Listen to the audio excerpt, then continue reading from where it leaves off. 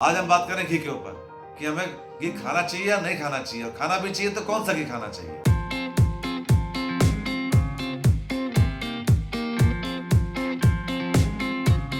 प्रणाम मित्रों, आपके पसंदीदा चैनल विशेष औषधि वाला में आपका पुनः स्वागत है।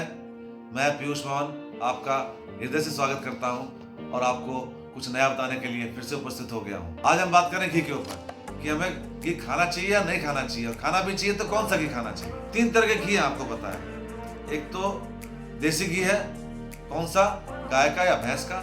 दूसरा वनस्पति घी है। तो क्या हमें वनस्पति घी खाना चाहिए? देखिए, वनस्पति घी बनता है तेलों से। जो बात देसी घी में होगी वो वनस्पति घी में तो होगी, वो आर्टिफिशियल घी है। तो क्या हमें आर्टिफिशियल घी खाना चाहिए? मेरे ख्याल से बिल्कुल नहीं खाना चाहिए, आपको भी पता नहीं खाना चाहिए।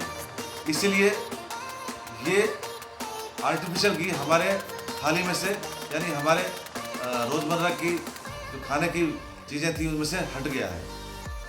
अब आपने देखा होगा ज़्यादातर कंपनियों का वनस्पति घी नहीं आता है। पहले डालडा वगैरह का आता था, रथ का आता था, लेकिन अब नहीं आता है।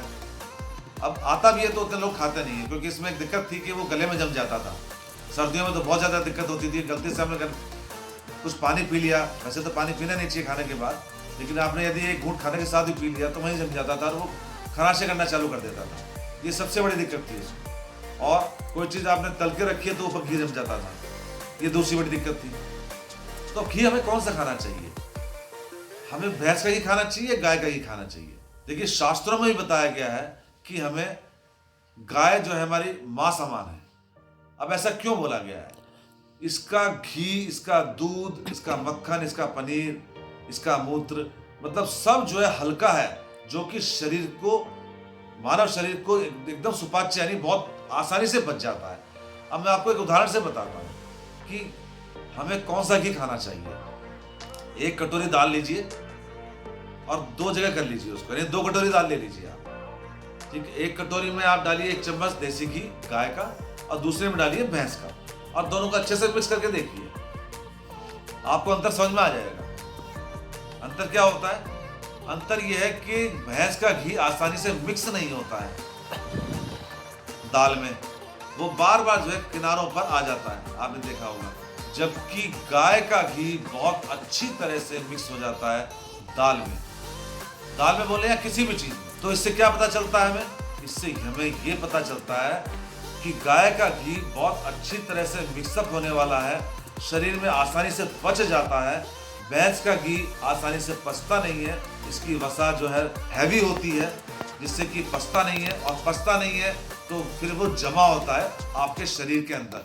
शरीर के अंदर जमा होने से आपको हार्ट अटैक की, वसा की, मोटापे की दिक्कतें होती हैं। पहली बात तो ये हो गई कि आपको घी कौन सा खाना चाहिए। घी हमेशा गाय का ही खाना चाहिए। शास्त्रों में भी बताया गया है कि गाय हमारी माता, इसलिए इसको माता नहीं बोला गया है। गाय का एक एक चीज जो है वो हमें फायदा करता है, जो कि हमें भैंस का फायदा नहीं करता है। तो आप समझ गए होंगे मित्रों कि हमें घी खाना है तो केवल गाय का।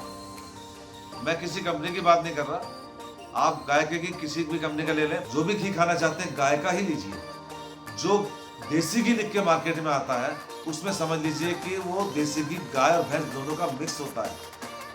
यदि आपको घी लेना है तो गाय का घी मांगिए मार्केट से कि हमें गाय का घी दीजिए। अब दूसरा सवाल होता है कि घी खाना कितना चाहिए?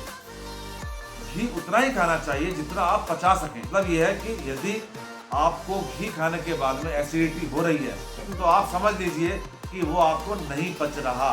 और यदि आपको घी खाने के बाद एसिडिटी नहीं होती है, गैस सफारा नहीं होता है, इसका मतलब यह है कि वो आप पचा पा रहे हैं। शहरी आदमी कम पचा पाता है क्योंकि मेहनत कम करता है, ग्रामीण आदमी ज़्यादा पचा लेता है। ग्रामीण आदमी तो घी के चमचे लेकर खा जाता है, उसको कुछ नहीं होता। लेकिन शहरी आदमी को थोड़ा ध्यान रखना चाहिए कि घी थोड़ा कम खाएं। जितना पचा सकते हैं उतना ही खाना चाहिए, अन्यथा घी की मात्रा कम करनी चाहिए। लेकिन फिर भी मैं आपको बता रहा हूँ, आपके दिमाग के लिए, आपकी बॉडी के लिए गाय का घी सर्वोत्तम है। घी थोड़ा थोड़ा जरूर खाना चाहिए, अवश्य खाना चाहिए।